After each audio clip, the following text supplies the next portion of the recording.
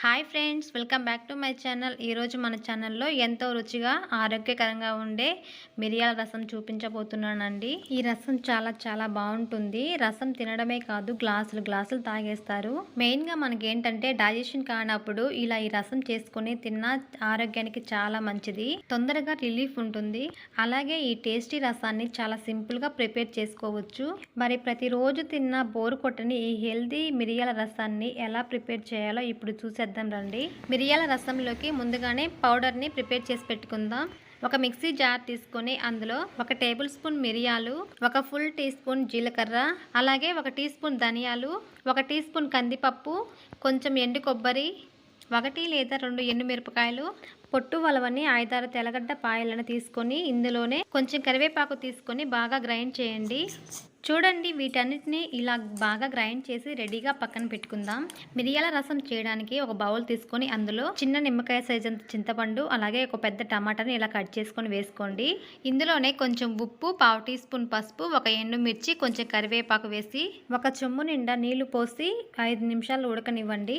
ఇలా టమాటా చింతపండు ముందుగానే ఉడికించుకోవడం వలన టమాటా పచ్చివాసన రాకుండా రసం అనేది చాలా టేస్టీగా ఉంటుంది. చింతపండు టమాటా ఇలా 5 నిమిషాలు ఉడికాక స్టవ్ ఆఫ్ చేసి చల్లారనివ్వండి. ఇవి చల్లారాక ఇవన్నీ బాగా పిసికి ఇంకొక బౌల్లోకి చింతపండు రసాన్ని అంతా తీసుకుందాం. ఇలాగే మరో 2 సార్లు నీళ్ళని తీసుకొని ఈ రసం అంతా వచ్చేలాగా ఇలా చేయండి. పులుసును అడ్జస్ట్ చేస్తూ వాటర్ యాడ్ చేయండి. నీళ్లు ఇన్నని కాదు, కానీ మనం తినే పులుసుని బట్టి నీళ్ళని యాడ్ చేసుకోవాలి. మొత్తానికి మనం తినే పులుపుకి సరిపడా నీళ్ళని తీసుకోవాలి. ఇందులోనే మనం గ్రైండ్ చేసిన మిరియాల ధనియాల పొడిని 1 టేబుల్ స్పూన్ తీసుకోండి. ఇలా వేసుకున్న తర్వాత ఒకసారి బాగా కలపండి. మీరు కావాలంటే ఇదే టైంలో కొంచెం రసాన్ని టేస్ట్ చేసి ఉప్పు తక్కువగా అనిపిస్తే వేసుకోవచ్చు. ఈ రసంలోకి పోపుని ప్రిపేర్ చేయడానికి ఒక బౌల్ తీసుకొని అందులో 2 టేబుల్ స్పూన్ల ఆయిల్ యాడ్ చేయండి. ఆయిల్ వేడయ్యాక పోపు దినుసులు వేసి లైట్గా ఫ్రై చేయండి. ఇవి లైట్గా ఫ్రై అయ్యాక 5-6 తెల్లగడ్డలను కూడా వేసి ఫ్రై చేయండి. ఇందులోని కొంచెం కరివేపాకు, 1 ఎండుమిర్చి వేసి ఒకసారి కలపండి. తర్వాత మనం గ్రైండ్ చేసి పెట్టుకున్న మిరియాలు ధనియాల పొడిని వేసి ఆయిల్లో ఇలా బాగా ఫ్రై అవ్వనివ్వండి. మీకు ఇలా ఫ్రై చేస్తున్నప్పుడు మాడిపోతున్నట్టు అనిపిస్తే కొంచెం చింతపండు రసాన్ని వేయచ్చు. ఇందులోనే కొంచెం పసుపు వేయండి.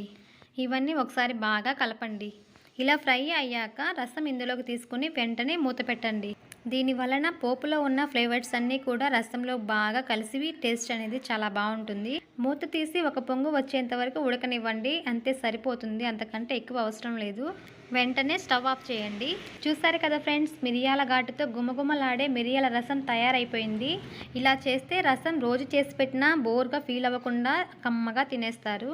మరి ఘాటుగా ఎంతో రుచిగా ఉండే ఈ మిరియాల రసం మీరు ఒకసారి ట్రై చేసి మీకు ఎలా కుదిరిందో అనేది నాకు కమెంట్స్ ద్వారా చెప్పండి.